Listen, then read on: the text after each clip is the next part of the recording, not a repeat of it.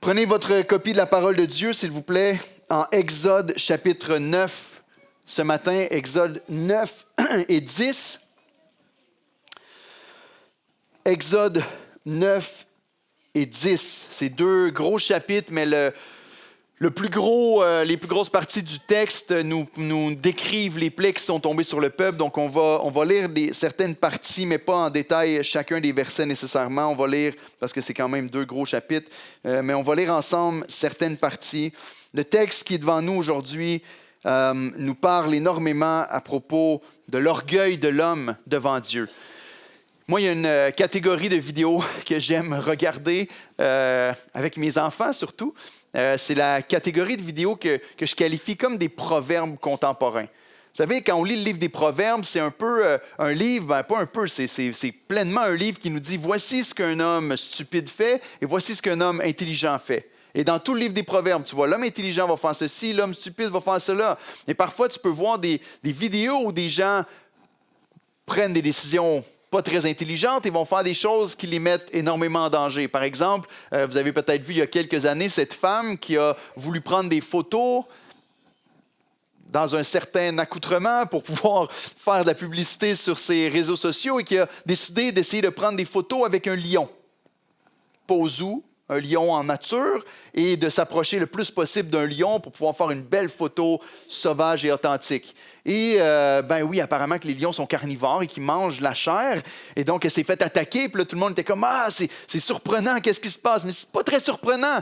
Tu t'approches pas d'une bête qui peut te manger normalement. C'est pas la sagesse, c'est d'être insensé et d'être fou. Des personnes qui vont se promener dans la rue et parfois des hommes remplis de testostérone et d'orgueil qui vont regarder un combattant de UFC qui se bat comme carrière, qui s'entraîne à tous les jours et qui vont essayer de l'affronter dans la rue et qui vont se faire démonter complètement.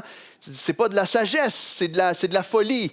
Parce que tu n'es pas capable de reconnaître que tu es surpassé, que tu es surmonté, que tu es complètement faible comparé à cette personne-là, tu vas te ramasser dans le trouble. Peut-être qu'il y en a d'autres qui trouvent un peu plus le fun à regarder des gens, peut-être que vous avez vu ça passer aussi, qui vont décider de manger du maïs l'été, mais au lieu de prendre leurs mains, ils prennent une drill.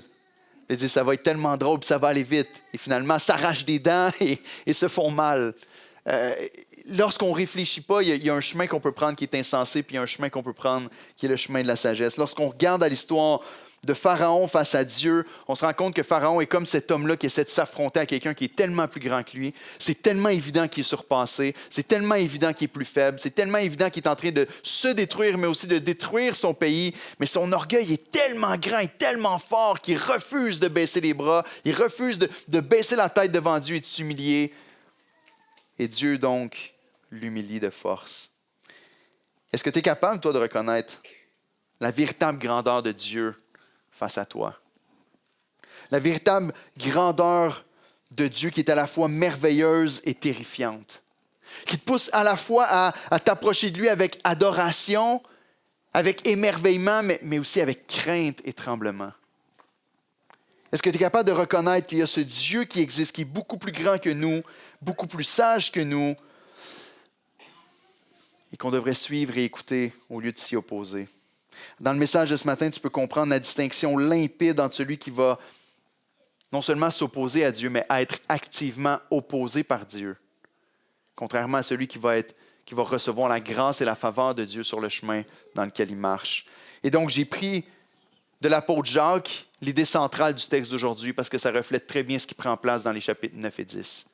L'apôtre Jacques va dire « Dieu s'oppose aux orgueilleux, mais il fait grâce aux humbles. » Dieu s'oppose activement même aux orgueilleux, mais il fait grâce aux humbles. Je vais vous lire les parties qui nous intéressent particulièrement ce matin. Et le reste, c'est les plaies, puis on va y retoucher à la fin, donc on va les voir aussi. Mais lisons ensemble dans le chapitre 9, les versets 1 à 6, pour commencer. Et je vais vous guider dans la lecture du texte. Donc, trouvez votre Bible dans Exode, chapitre 9. L'Éternel dit à Moïse, « Va vers Pharaon, et tu lui diras, « Ainsi parle l'Éternel, le Dieu des Hébreux. Laisse aller mon peuple, afin qu'il me serve. Si tu refuses de le laisser aller, et si tu le retiens encore, voici, la main de l'Éternel sera sur tes troupeaux qui sont dans les champs, sur les chevaux, sur les ânes, sur les chameaux, sur les bœufs, sur les brebis, et il y aura une mortalité très grande. L'Éternel distinguera entre les troupeaux d'Israël et les troupeaux des Égyptiens, et il ne périra rien de tout ce qui est aux enfants d'Israël. L'Éternel fixa le temps, et il dit, demain, l'Éternel fera cela dans le pays. Et l'Éternel fit ainsi. Dès le lendemain, tous les troupeaux des Égyptiens périrent, et il ne périt pas une bête des troupeaux des enfants d'Israël. Rendez-vous au verset 10. Ensuite, il donne la deuxième plaie. Ils prirent, la sixième plutôt. Ils prirent de la cendre de fournaise et se présentèrent devant Pharaon. Moïse la jeta vers le ciel et elle produisit sur les hommes et sur les animaux des ulcères formés par des éruptions de pustules. Les magiciens ne purent paraître devant Moïse à cause des ulcères, car les ulcères étaient sur les magiciens, sur tous les Égyptiens. Et l'Éternel endurcit le cœur de Pharaon, et Pharaon n'écoutait pas Moïse et Aaron, selon ce que l'Éternel avait dit à Moïse. L'Éternel dit à Moïse, « Lève-toi de bon matin, présente-toi devant Pharaon. Tu lui diras, « Ainsi parle l'Éternel, le Dieu des Hébreux. Laisse aller mon peuple, afin qu'il me serve. Car cette fois, je vais envoyer toutes mes plaies contre ton cœur, contre tes serviteurs et contre ton peuple. » Écoutez ceci, « Afin que tu saches que nul n'est semblable à moi sur toute la terre. Si j'avais étendu ma main et que je t'eusse frappé par la mortalité, toi et ton peuple t'auraient disparu de la terre. Mais je t'ai laissé subsister, verset 16, et encercler le verset 16. Mais je t'ai laissé subsister afin que tu vois ma puissance et que l'on publie mon nom par toute la terre. » Au verset 19, Dieu avertit Pharaon au milieu de cette plaie-là en lui disant « Fais donc mettre en sûreté tes troupeaux et tout ce qui est à toi dans les champs. » Au verset 20, on nous dit que des serviteurs de Pharaon qui craignent la parole de l'Éternel firent retirer dans les maisons leurs serviteurs et leurs troupeaux. Mais ceux qui ne prennent pas encore la parole de l'Éternel les laissent dans les champs pour finalement périr. Allez au verset 25 du chapitre 9. La septième plaie, la grêle qui frappe le pays. La grêle frappa dans tout le pays d'Égypte, tout ce qui était dans les champs, depuis les hommes jusqu'aux animaux. La grêle frappa aussi toutes les herbes des champs et brisa les arbres des champs. Verset 26. Ce fut seulement dans le pays de Goshen où étaient les enfants d'Israël qu'il n'y eut pas de grêle. Pharaon fit appeler Moïse et Aaron et leur dit, écoutez bien, cette fois, j'ai péché. C'est l'Éternel qui est juste. Et moi et mon peuple, nous sommes les coupables. Priez l'Éternel pour qu'il n'y ait plus de tonnerre et de grêle, et je vous laisserai aller, et l'on ne vous retiendra plus. Moïse lui dit, quand je sortirai de la ville, je lèverai mes mains vers l'Éternel, les tonnerres cesseront, il n'y aura plus de grêle, afin que tu saches que la terre est à l'Éternel. Mais je sais que toi et tes serviteurs, vous ne craindrez pas encore l'Éternel Dieu. Au verset 34, on voit s'accomplir ce que Moïse vient de dire. Pharaon, voyant que la pluie, la grêle et le tonnerre avaient cessé, continua de pécher et il endurcit son cœur, lui et ses serviteurs. Chapitre 10, versets 1 à 4. L'Éternel dit à Moïse, « Va vers Pharaon, car j'ai endurci son cœur et le cœur de ses serviteurs. Pourquoi? Pour faire éclater mes signes au milieu d'eux. C'est aussi pour que tu racontes à ton fils et au fils de ton fils comment j'ai traité les Égyptiens et quels signes j'ai fait éclater au milieu d'eux. Et vous saurez que je suis l'Éternel. » Moïse et Aaron allèrent vers Pharaon et lui dirent, « Ainsi parle l'Éternel, le Dieu des Hébreux. Jusqu'à quand refuseras-tu de t'humilier devant moi? Laisse aller mon peuple afin qu'il me serve. Si tu refuses de laisser aller mon peuple, voici, je ferai venir demain des sauterelles dans toute l'étendue de ton pays. » Les sauterelles vont venir sur le pays et rendez-vous au verset 7 à 11. Presque fini. C'est bien de lire la Bible à l'Église, non? 7. Les serviteurs de Pharaon lui dirent, « Jusqu'à quand cet homme sera-t-il pour nous un piège? Laisse aller ces gens et qu'ils servent l'Éternel leur Dieu. Ne vois-tu pas encore que l'Égypte périt? » Et on fit revenir vers Pharaon, Moïse et Aaron. « Allez, leur dit-il, servez l'Éternel votre Dieu. Qui sont ceux qui iront? » Moïse répondit, « Nous irons avec nos enfants, nos vieillards, avec nos fils et nos filles, avec nos brebis et nos bœufs, car c'est pour nous une fête en l'honneur de l'Éternel. » Pharaon leur dit, « Que l'Éternel soit avec vous. Tout comme je vais vous laisser aller, vous et vos enfants, prenez garde car le malheur est devant vous. Non, non, allez vous les hommes et servez l'Éternel, car c'est là ce que vous avez demandé. » Et on les chassa de la présence de Pharaon. Rendez-vous au verset 16 du chapitre 10. Les sauterelles sont venues dévorer le pays. Aussitôt, Pharaon appela Moïse et Aaron et dit, « J'ai péché contre l'Éternel votre Dieu et contre vous. Mais pardonne mon péché pour cette fois seulement, et priez l'Éternel votre Dieu, afin qu'il éloigne de moi encore cette plaie mortelle. » Dieu et Moïse va prier, encore une fois, la plaie s'éloigne. Et au verset 20, on voit que l'Éternel endurcit le cœur de Pharaon. Pharaon ne laisse pas aller les enfants d'Israël. Verset 21, l'Éternel dit à Moïse, « Étends ta main vers le ciel, qu'il y ait des ténèbres sur le pays d'Égypte, et que l'on puisse les toucher. » Moïse étendit sa main vers le ciel, il y eut d'épaisses ténèbres dans tout le pays d'Égypte pendant 3 jours. Et regardez dans les derniers versets, versets 27 à 29. L'Éternel endurcit le cœur de Pharaon, et Pharaon ne voulut point les laisser aller. Pharaon dit à Moïse, « Sortez de chez moi. Garde-toi de paraître encore en ma présence, car le jour où tu paraîtras en ma présence, tu mourras. » Tu l'as dit, répliqua Moïse, « Je ne paraîtrai plus en ta présence. » Voici le contenu des 2 chapitres qu'on regarde ensemble aujourd'hui. C'est la dernière fois où Moïse est dans le palais du roi. La première partie de notre série, des chapitres 1 à 10, on l'a appelé du panier au palais parce que c'est là où on voit la naissance du sauveur que Dieu va utiliser. Moïse dans le panier qui est mis sur l'eau, dans la confiance de sa mère en Dieu. Et il termine ici dans le palais du roi, cet homme-là qui avait été rejeté, qui avait commis le péché, qui s'était éloigné, disqualifié pendant un temps, revient maintenant, est en train d'être formé, utilisé par le Seigneur, se présente dans le palais du roi d'Égypte. Et finalement, ici, on arrive au chapitre 10 où c'est la dernière fois qu'il met les pieds dans le palais. Il sort du palais, puis quand on va retourner dans la série, la prochaine fois, on va voir la dernière plaie avec l'institution de la Pâque.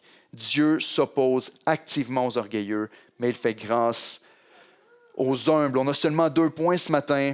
Le premier, c'est que l'orgueilleux est incapable d'une vraie repentance.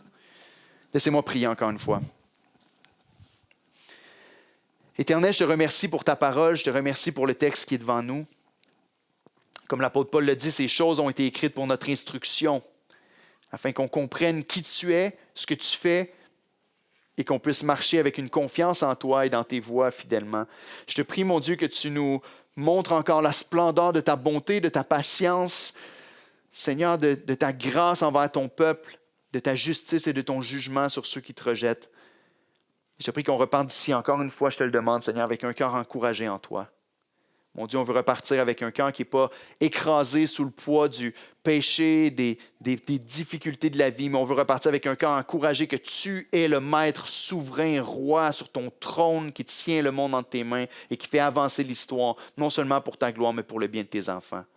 Et on prie ces choses-là dans le nom de Jésus. Amen. L'orgueilleux est incapable de vraie repentance. Lorsqu'on regarde à la révélation de l'Écriture du début à la fin, on se rend compte que l'orgueilleux est incapable de vraie repentance pour 2 raisons. Et on le voit même dans le texte qui est devant nous. Premièrement, il déteste Dieu. Alors, il est incapable de vraie repentance parce qu'en vérité, il ne veut pas vraiment se repentir. On voit dans le texte que Pharaon semble se repentir. Pharaon semble dire, « S'il vous plaît, pardonne mon péché. » Il a l'apparence de repentance, mais dans son cœur, il n'y a pas un désir de vraie repentance. Mais deuxièmement, Dieu s'oppose activement à lui et empêche et s'oppose à lui pour qu'il ne puisse pas se repentir. Ça, c'est peut-être une partie qui est un petit peu plus difficile pour nous de comprendre. Il déteste Dieu et la seule raison pourquoi il va manifester un semblant de repentance, c'est parce qu'il ne veut pas souffrir. On le voit à chaque fois où le Pharaon essaie de se repentir ou dit « J'ai péché cette fois-ci », à chaque fois il va dire « J'ai péché, s'il vous plaît, prie Dieu pour qu'il éloigne de moi la douleur et la souffrance. » À chaque fois, c'est la 3e fois dans le chapitre 10 qu'on voit ça.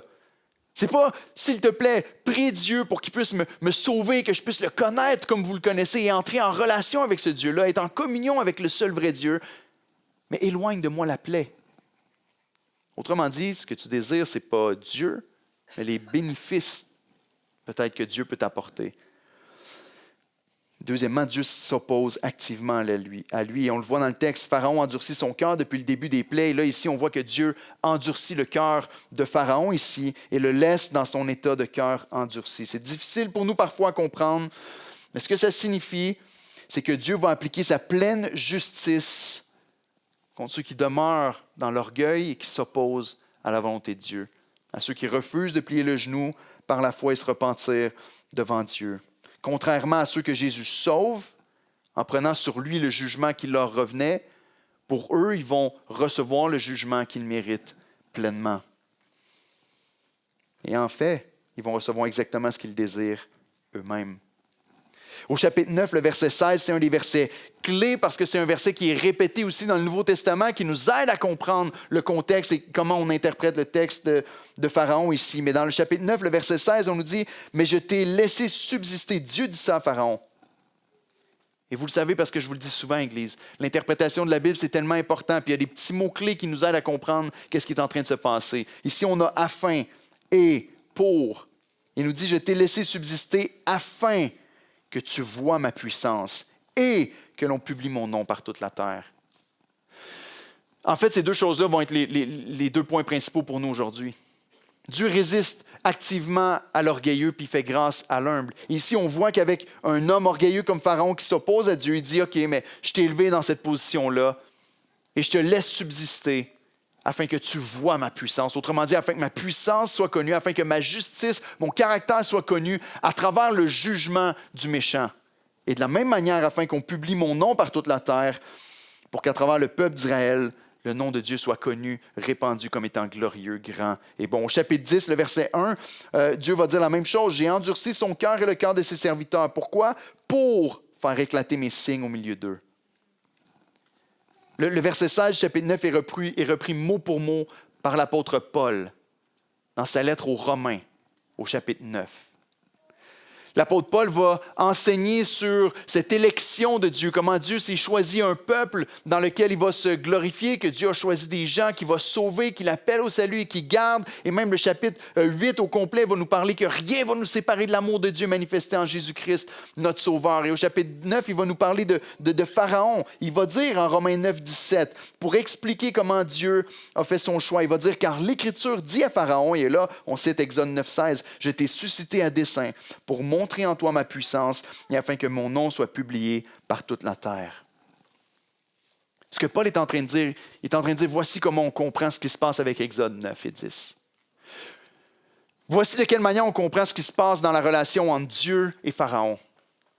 Pharaon est rebelle à Dieu, il s'oppose à Dieu, il reçoit exactement ce qu'il mérite, le jugement pour ses péchés. Mais en même temps, vous savez, parfois, on peut le voir dans notre propre vie que c'est possible d'avoir deux buts avec une seule action. Dieu ici a deux buts avec une seule œuvre qu'il est en train de faire avec Pharaon. Non seulement il est en train de lui donner exactement le jugement qu'il mérite, mais il est aussi en train de manifester sa puissance, sa justice et sa gloire manifestée pour tous ceux qui vont le voir à travers sa vie. Le passage de Romains 9 nous parle ensuite dans les versets 22 à 23, si vous êtes dans Romains, que certains sont pour Dieu des vases de colère destinés à la colère et d'autres des vases de miséricorde destinés à la miséricorde. Et c'est dans cette idée-là, lorsque Paul est en train de parler de cette élection, de cette grâce que Dieu fait à certains, pas parce qu'ils sont bons, pas parce qu'ils sont extraordinaires et que c'est ce jugement que Dieu laisse tomber sur certains pour qui Jésus n'est pas mort. Et il parle de ça dans le contexte de Exode 9 et 10. Parce qu'il est en train de dire, voyez ce qui se passe en Égypte? C'est exactement ça qui s'est passé. Dieu a suscité Pharaon pour pouvoir manifester sa colère, sa justice et son jugement en lui. Et toute l'argumentation de Paul dit, les amis, Romains, qui sommes-nous pour critiquer Dieu? Qui sommes-nous pour disputer avec Dieu? S'il a choisi de faire miséricorde à quelqu'un et de faire justice à l'autre personne, qui sommes-nous pour discuter avec Dieu et dire que c'est injuste? Certainement, il y a des choses qu'on n'arrive pas à comprendre encore dans notre petite tête d'humain. Certainement, il y a des choses qui nous dépassent complètement. Mais la Bible est claire. Dieu a formé des vases de colère destinés à la colère. Et Dieu a formé des vases de miséricorde destinés à la miséricorde. Lorsqu'on regarde à l'Exode auquel il fait référence dans Romains 9, on voit que le peuple d'Israël n'est pas meilleur que les Égyptiens, n'est-ce pas? Tu n'as pas besoin de lire longtemps dans le livre de l'Exode pour t'en rendre compte. Déjà, Moïse est venu leur annoncer la parole de Dieu et quelques instants après, dès la première difficulté, ils se sont détournés en disant « On ne veut pas vous entendre. Vous nous créez plus de mal que de bien. » Lorsque le peuple va sortir d'Égypte, c'est quoi la première chose qu'ils vont faire? Ils vont se retrouver dans le désert, libérés de l'oppression de l'esclavage et dire « Certainement, Dieu, il n'y avait pas assez de tombes en Égypte, tu nous as amenés ici pour mourir. » Dieu leur donne la manne, le pain qui descend du ciel. Dieu leur donne la caille, la viande qui va apparaître miraculeusement. Il va leur donner de l'eau qui sort d'un rocher. Et tout le long, le peuple va se plaindre et se tourner contre Dieu, critiquer Dieu, juger Dieu, vouloir rejeter son serviteur. Même à un certain moment, Moïse va dire « Ils veulent me tuer. » Ils ne sont pas meilleurs que les Égyptiens. Et Dieu a choisi des gens, faibles, incapables. Il a dit, eux, je vais leur faire miséricorde. Parmi tous ces gens-là, parce que vous savez, on est tous dans le même bateau de gens qui sont pécheurs, destinés à la colère de Dieu. Et Dieu dit, je vais sauver ceux-ci qui vont être des récipients de ma grâce et de ma miséricorde. C'est dur pour nous de comprendre parce qu'on dirait que ça ne fonctionne pas avec notre concept de justice dans notre petite tête limitée. J'aime souvent me rappeler que mon cerveau et ma pensée est aussi corrompu par le péché comme le reste de la création qui existe. Et donc, j'ai des limitations et je n'arrive pas à saisir tout ce que Dieu fait. Mais la Bible est claire sur le sujet.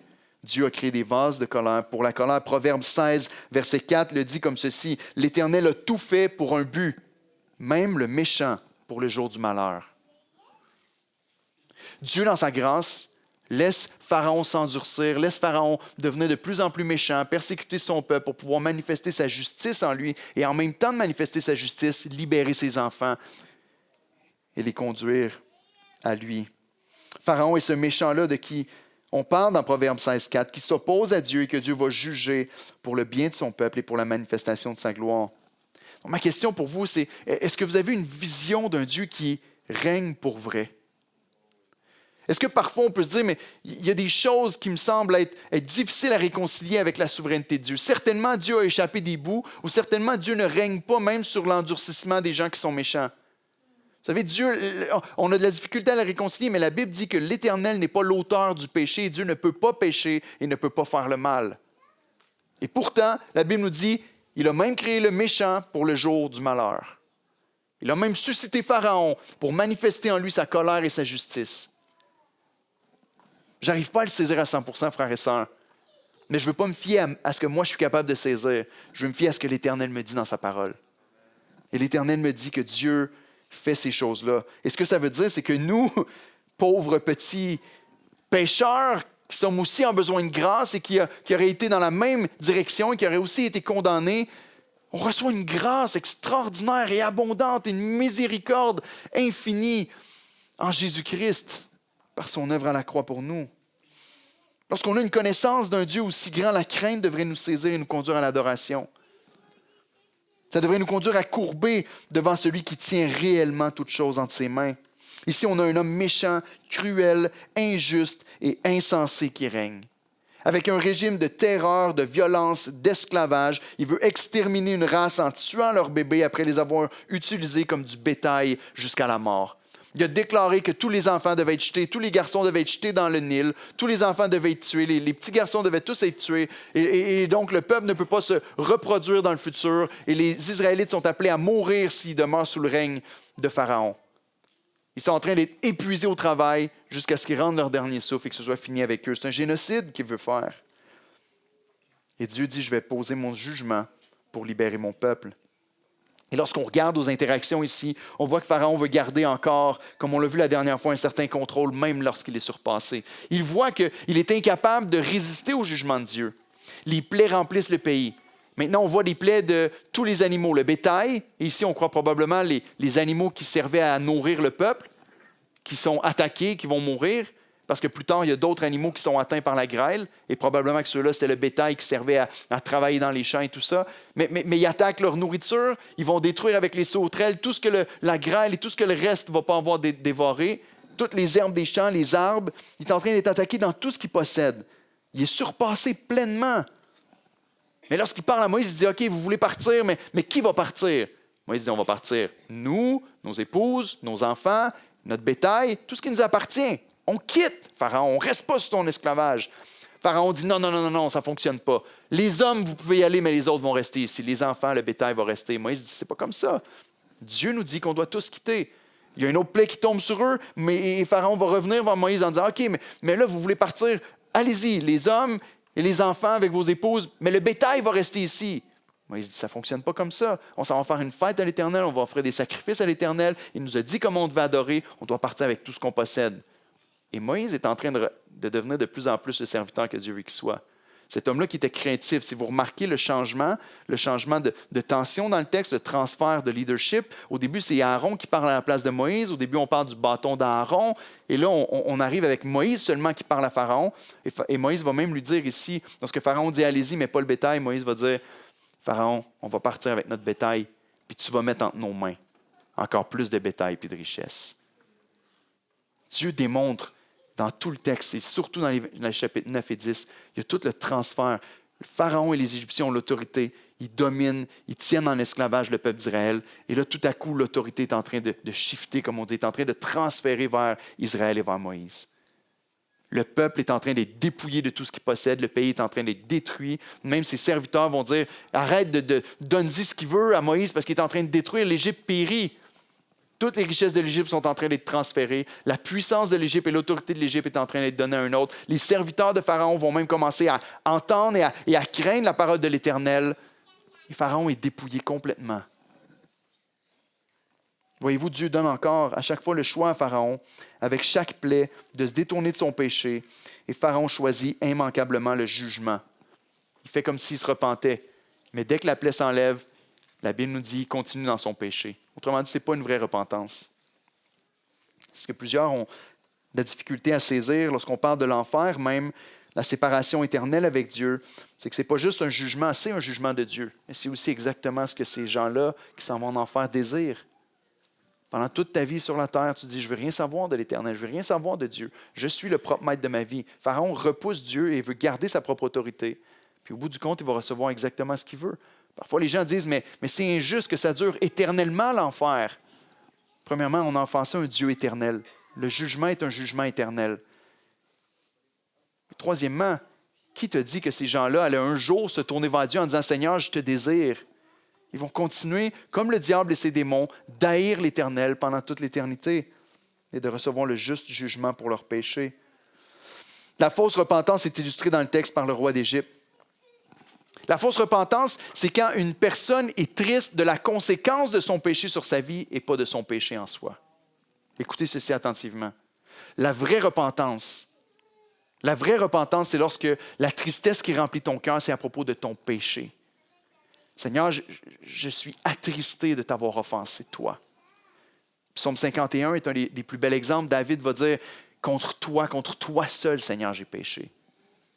Son cœur est attristé devant le Seigneur à cause de son péché. La fausse repentance, c'est de dire, oh, j'aime pas trop ça parce que là, finalement, mon péché a des conséquences puis ça me fait du mal. C'est ce que Pharaon fait. Il y a des conséquences, je m'oppose à Dieu, il y a des conséquences sur le pays et là, je ne suis pas content. Vous savez, le premier, c'est la fausse repentance qu'on voit de Genèse à Apocalypse. C'est la même chose avec le tout premier, Caïn. Caïn est dans le champ, il est jaloux parce que Dieu aime l'offrande que son frère a offerte. Parce que certainement, ce que je crois dans Genèse, c'est que Abel a suivi l'enseignement de ses parents puis a offert un animal en sacrifice en sachant que le sang devait couler pour le pardon de ses péchés. Caïn offre de l'herbe des champs, des fruits de son travail et il se fâche. Parce que Dieu voulait démontrer, ce n'est pas par tes œuvres, Caïn, que tu vas être sauvé, mais c'est par le sacrifice d'un innocent. Et il est fâché, alors il va dans le champ et il tue son frère Abel. Tout ce qu'on voit après, c'est Caïn qui continue ses activités comme si de rien n'était. Il s'en va dans le champ. Dieu lui parle, il dit, « Il est où ton frère Abel? » Qu'est-ce que Caïn va répondre? « Est-ce que je suis le gardien de mon frère? Je ne sais pas, il est où? » Il continue ses affaires. Mais lorsque Dieu va lui dire, « Caïn, ce que tu as fait, c'est un grave péché, le sang de ton frère crie du sol jusqu'à moi. Maintenant, tu vas être banni, tu vas devoir partir. » Là, tu vois un Caïn dévasté. Caïn qui dit, « Ah! » Il ne dit pas, « Mon péché est trop grand. » Jamais dans ses paroles.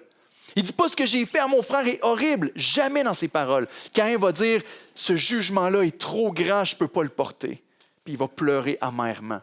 Ça, c'est la fausse repentance. Lorsqu'on pleure sur la conséquence et pas sur le péché qu'on fait. Voyez-vous, au verset 27, Pharaon dit, « Cette fois, j'ai péché, c'est l'Éternel qui est juste, et moi et mon peuple, nous sommes coupables. Priez l'Éternel. » Fausse repentance, pourquoi? Parce que tout de suite après, au verset 34, Pharaon, voyant que la pluie, la grêle et les tonnerres avaient cessé, continua de pécher.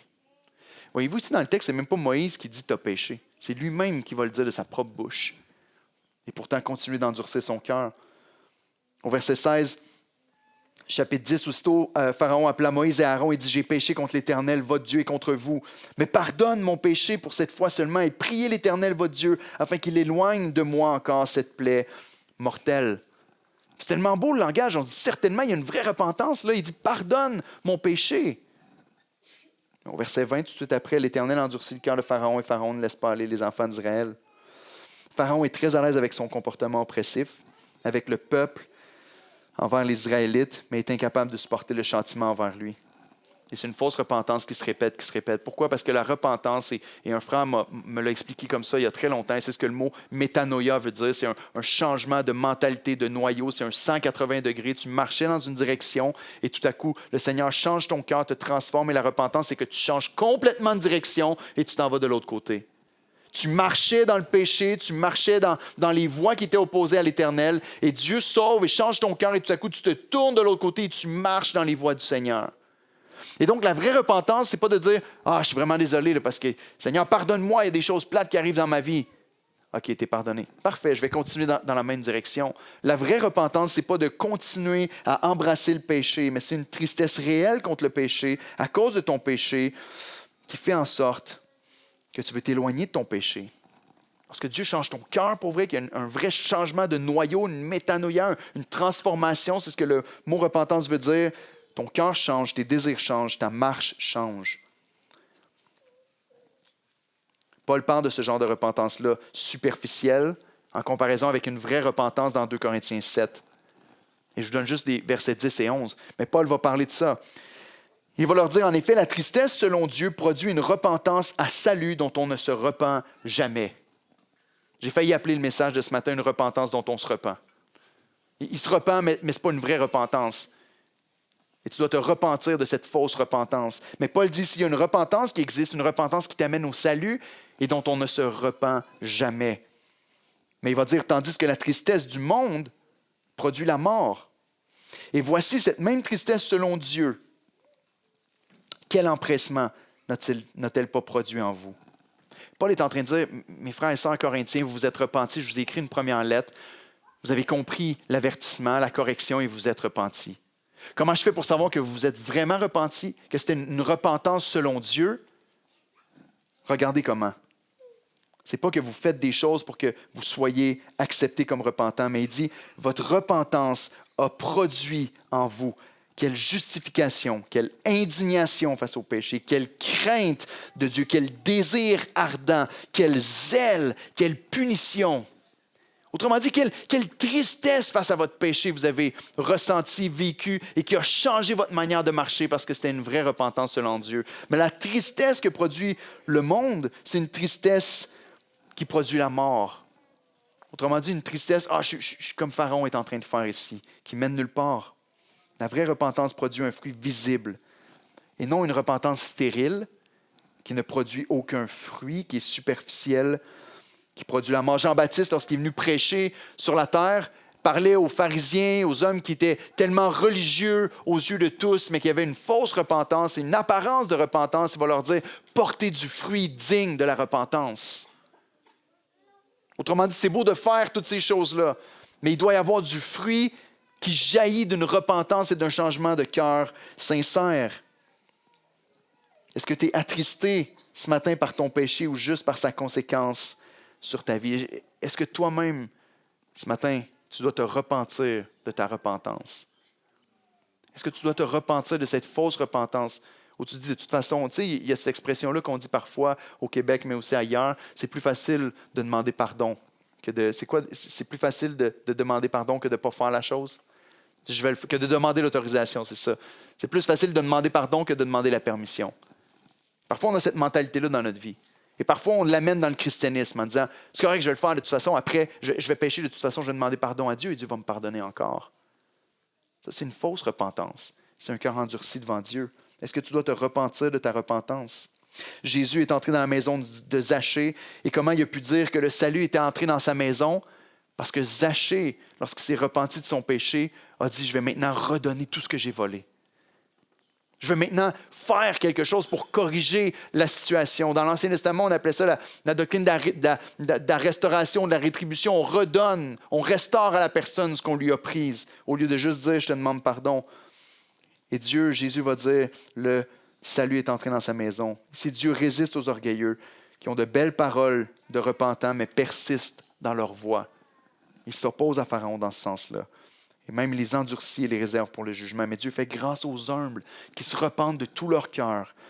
Il les console, il les change. Pourquoi? Parce qu'on a un avocat auprès du Père, Jésus-Christ le juste. Les paroles qui sortent de la bouche de Pharaon sont vraies. Dieu est juste et nous, on est coupables. C'est vrai, Pharaon.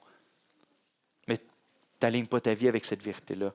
Jésus-Christ, le juste, a pris notre place. On a un avocat auprès du Père qui plaide en notre faveur, et selon Jean, parce qu'il a payé pleinement pour notre libération. Et crois-le ce matin, si tu es en Jésus-Christ et que tu demandes pardon, Seigneur, pour ton péché, tu es pleinement pardonné parce que Christ a payé à ta place. Parce que Paul cite Exode 9,16 dans le contexte de son argument qui a commencé au chapitre 8 en disant que toute chose concourt au bien de ceux qui aiment Dieu. Et ensuite, il va parler de cette élection-là. Dieu va faire concourir toutes choses au bien de ceux qui sont des vases de miséricorde. Je crois que Moïse avait le même argument en tête lorsqu'il écrit ce texte-là à la deuxième génération des Hébreux qui vont rentrer dans le pays promis. Vous vous rappelez à qui c'est écrit ce livre-là, hein? Dieu fait bouger l'histoire dans la direction de notre bénédiction lorsqu'on est ses enfants et pour la gloire de son nom. Et donc, deuxièmement et dernier point, c'est que l'orgueilleux voit sa puissance, la puissance de Dieu du mauvais œil, tandis que le croyant la voit du bon œil. Contrairement au méchant qui ne voit qu'un Dieu dur et qui a l'impression que Dieu est oppressif et qui l'empêche d'être heureux, celui qui est juste voit la main de Dieu dans l'histoire de sa vie, dans tout ce qui se passe dans sa vie comme étant la bonne main de l'Éternel qui est en train de le conduire à la bonne place. Pendant des décennies ici, si on se replonge dans le contexte, les Hébreux ont presque oublié le Créateur. On a pu croire que Dieu était absent, qu'il avait oublié son peuple ou même qu'il était juste une fable. Mais Dieu n'a jamais fermé l'œil sur son peuple. Dieu n'a jamais fermé l'œil. Et là où on pense que Dieu est inactif parce que le Pharaon est là en train de dominer sur nous, la Bible nous dit dans le texte qu'on vient de voir que Dieu a élevé, suscité Pharaon pour pouvoir manifester sa puissance et son jugement. Il a laissé sa cruauté s'élever afin de montrer en lui sa puissance, mais aussi afin que son nom soit publié. Pharaon va plier le genou devant Dieu, c'est sûr. La libération des Hébreux sera racontée partout pour la gloire de Dieu, c'est certain. Mais la seule manière de trouver cette vérité-là belle et merveilleuse, c'est lorsque la gloire de Dieu est vraiment le plus grand trésor de notre vie, et pas la nôtre. Lorsque la gloire de Dieu, lorsque la louange du Seigneur est vraiment ce qui fait battre notre cœur. C'est le seul moment où tu peux dire, Seigneur, je vois ton jugement, je vois ta justice. Et je n'arrive pas à tout saisir. Et même, il y a de la souffrance qui est inclue là-dedans. Il y a toutes sortes de choses que tu fais, Seigneur, que je n'arrive pas à saisir. Mais la louange de ton nom et la gloire de ton nom est ce qui est en priorité sur ma vie. Et peu importe comment ça se passe, si ton nom est élevé, mon cœur va être comblé. Facile à dire, hein? Facile à dire. Voyez-vous, chaque interaction entre Moïse et Pharaon ici, chaque plaie qui est donnée expose plus clairement la méchanceté de Pharaon, mais aussi la puissance de Dieu. Et le jugement du méchant est toujours aussi pour le plus grand bonheur de son peuple. Il y a un transfert qui prend place ici. Ils comprennent de mieux en mieux qui est l'Éternel, qui est Yahweh. Dieu leur dit, c'est pour que ce soit transmis même aux prochaines générations. Ici, le peuple s'apprête, ceux qui reçoivent le livre s'apprêtent à rentrer dans le pays promis, puis ils doivent apprendre à connaître Dieu à travers le récit que Moïse est en train de leur donner. Mais ils vont aussi apprendre à le connaître à travers leur propre marche dans leur vie avec lui. Dans le contexte de la révélation continue de Dieu, ce qu'on veut dire dans le contexte de la grande histoire de la rédemption de la Bible au complet, et nous inclus là-dedans, on comprend que nous aussi, on apprend à connaître le Seigneur lorsqu'on regarde au témoignage de l'Écriture, et qu'on apprend à le connaître aussi alors qu'on est en train de marcher et d'avancer avec lui. Dans ce contexte-là, quel réconfort pour nous qui croyons que la parole de Dieu est réellement la parole de Dieu, qu'on a ce salut en Jésus-Christ, qu'on a cette assurance qui veille sur nous et qui dirige l'histoire.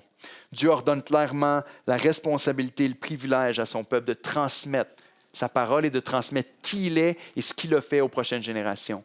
Il ne dit pas seulement à tes fils, mais aux fils de tes fils. Autrement dit, il aurait pu énumérer sans fin, là, mais il dit ça en voulant dire, tu dois transmettre à ceux qui sont derrière toi, qui vont transmettre à ceux qui sont derrière eux, qui vont transmettre à ceux qui sont derrière eux, et qui vient jusqu'à nous aujourd'hui, frères et sœurs.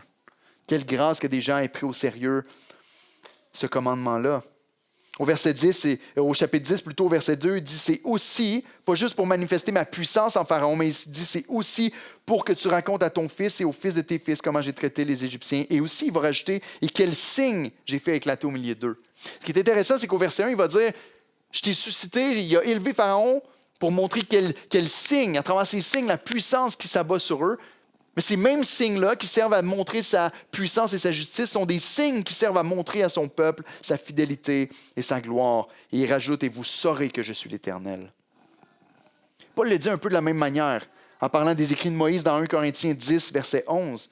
Il dit « Ces choses leur sont arrivées pour servir d'exemple, et elles ont été écrites pour notre instruction à nous, qui sommes parvenus à la fin des siècles. » Et donc, il y a un sens où il y a un contexte immédiat. Moïse, le peuple qui est avec lui, qui sont esclaves en Égypte, qui reçoivent la parole de Dieu, qui découvrent qui est Dieu. Il y a un sens futur, le peuple qui s'apprête à entrer dans le pays promis, à qui est transmis le livre, qui vont être encouragés dans leur foi de savoir qui est Dieu, qui vont être fortifiés pour pouvoir conquérir le pays promis. Et il y a un sens encore plus futur, selon ce que Paul dit, qui est à tous ceux qui vont prendre ce livre entre leurs mains, éventuellement, qui vont recevoir la parole de Dieu et qui vont connaître qui il est et être assurés dans leur marche avec Dieu.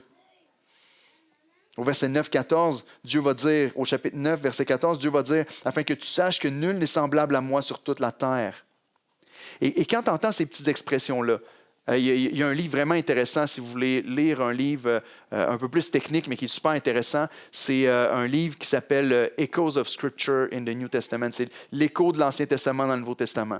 Et il va citer tous les passages où l'Ancien Testament est cité dans le Nouveau Testament et nous montrer les connexions qui sont faites avec. Et c'est tellement intéressant quand on regarde au texte ici de voir l'expression qui est répétée sans cesse dans l'Exode, afin que vous sachiez, afin que vous sachiez. Et là, il va dire, voici la chose, et c'est une révélation souvent de Dieu. Mais on ne peut pas s'empêcher, quand on lit le Nouveau Testament, d'entendre cet écho-là dans la voix de Jésus, qui parle de la même manière. Par exemple, en Jean 10, versets 37 à 39.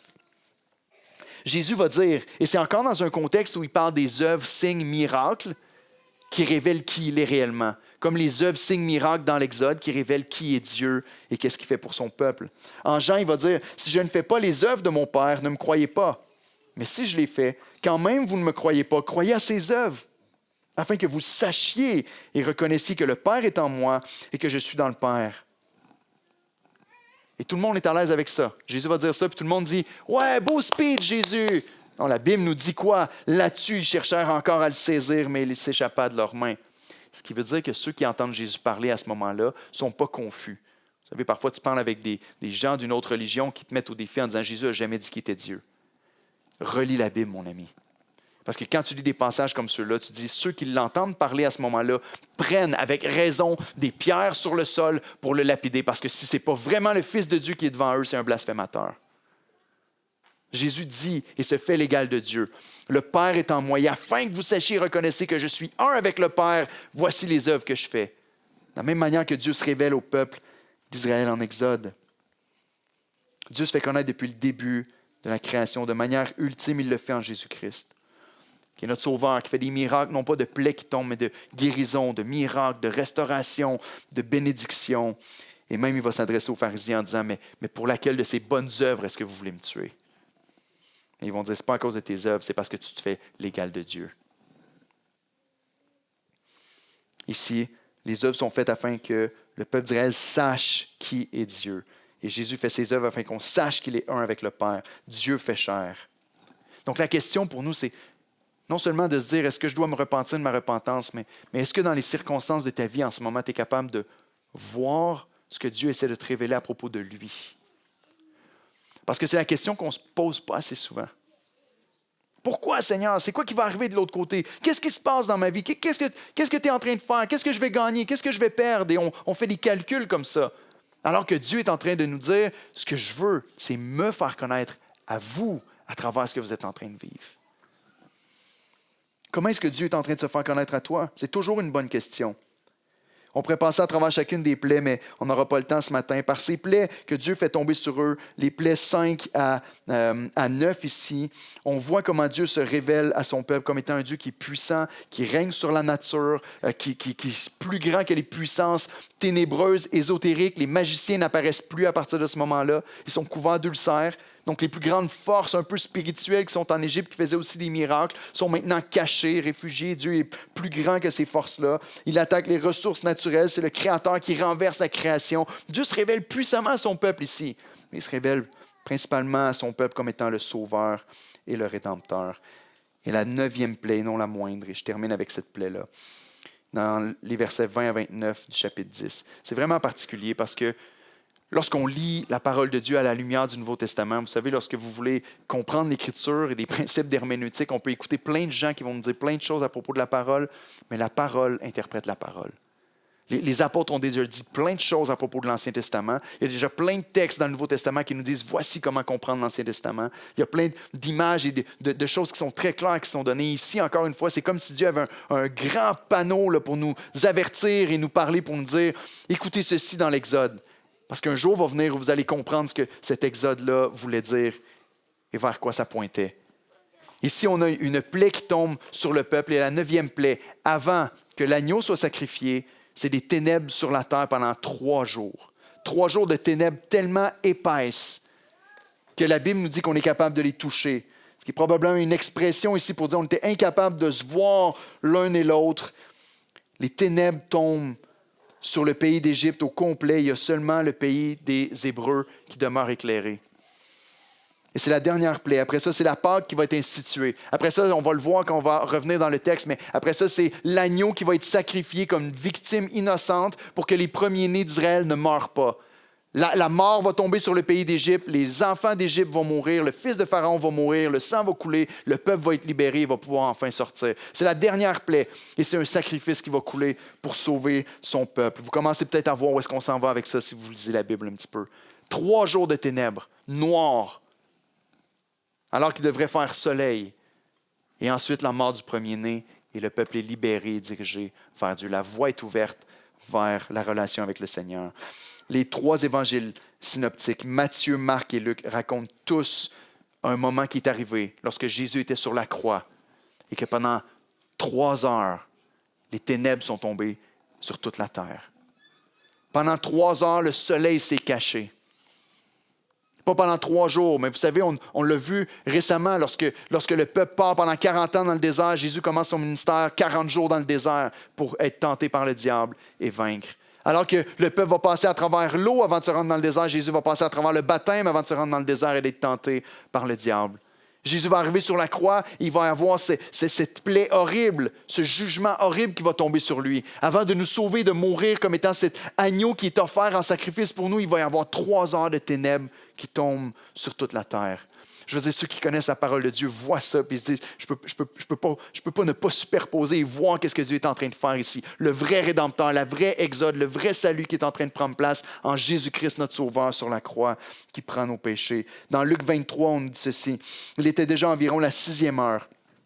Il y eut des ténèbres sur toute la terre jusqu'à la 9e heure. Le soleil s'obscurcit et le voile du temple se déchira par le milieu. Jésus s'écria d'une voix forte, « Père, je remets mon esprit entre tes mains. » Et en disant ces paroles, il expira. Qu'est-ce qui se passe après? Le centenier, voyant ce qui était arrivé, glorifia Dieu et dit, « Certainement, cet homme était juste. » Wow! Les ténèbres tombent pendant 3 heures. Le voile du temple se déchire. Autrement dit, l'accès vers le Seigneur est séparé en 2. Puis on peut s'approcher maintenant de Dieu en toute liberté. Comme le peuple d'Israël qui voit les ténèbres tomber sur leur pays, sur le pays d'Égypte. L'agneau va être sacrifié à la Pâque. La mer va s'ouvrir en 2 pour que le peuple puisse se diriger vers l'Éternel pour adorer leur Dieu et entrer en communion avec lui. Dieu incarné qui vient sauver son peuple en Jésus-Christ sur la croix.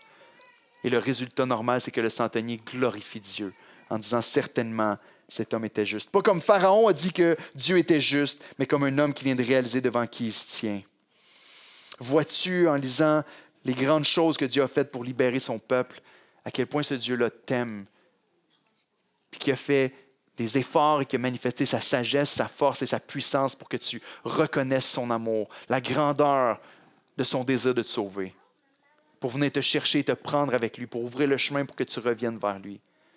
Est-ce que ce matin, tu dois te repentir de ta repentance? Est-ce que ce matin, tu dois peut-être te poser des questions, dire qu'est-ce que Dieu est en train de me révéler à propos de lui-même dans la circonstance que je vis? Peut-être ce matin, tu dois tourner tes regards vers le ciel en disant, Seigneur, merci, quelle grâce incomparable.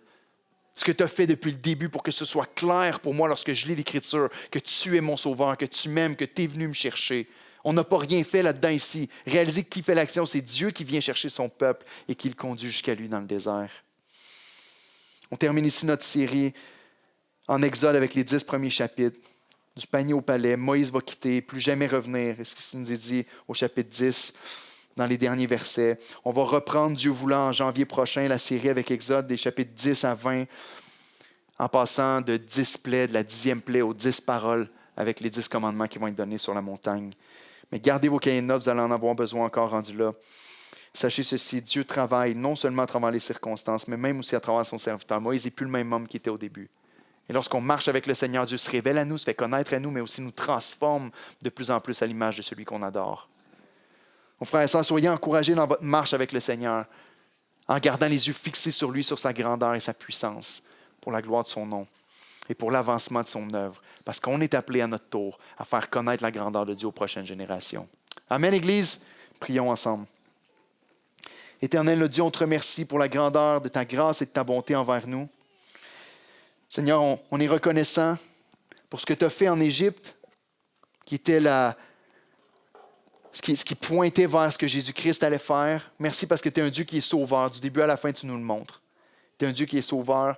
Tu es un Dieu qui rachète ton peuple. Et tu es le Dieu qui descend et qui s'est humilié, abaissé en Jésus-Christ et qui s'est laissé clouer sur la croix pour que nous, on puisse vivre éternellement avec toi. Seigneur, je te prie, s'il te plaît, manifeste encore ta grâce dans la vie de plusieurs personnes qui sont ici. Peut-être viens restaurer une vision grandiose de qui tu es à ceux qui ont perdu un peu cet émerveillement-là de toi. Ceux, Seigneur, qui ont commencé à te voir un peu plus comme un rituel, comme une cerise sur le sundae de notre grande vie déjà bien remplie et occupée. Ceux, Seigneur, qui ont perdu un peu l'émerveillement en croyant des faits, des justes doctrines, mais qui ont perdu cette grandeur-là en te regardant, de dire « Wow, quel Dieu puissant, fidèle, amour, fort, qui va franchir toutes les barrières pour venir me chercher et me garder avec lui. » Merci parce que tu as fait de nous, ce matin, des vases de miséricorde destinés à la miséricorde. Et pour ça, Seigneur, on veut te louer toute notre vie.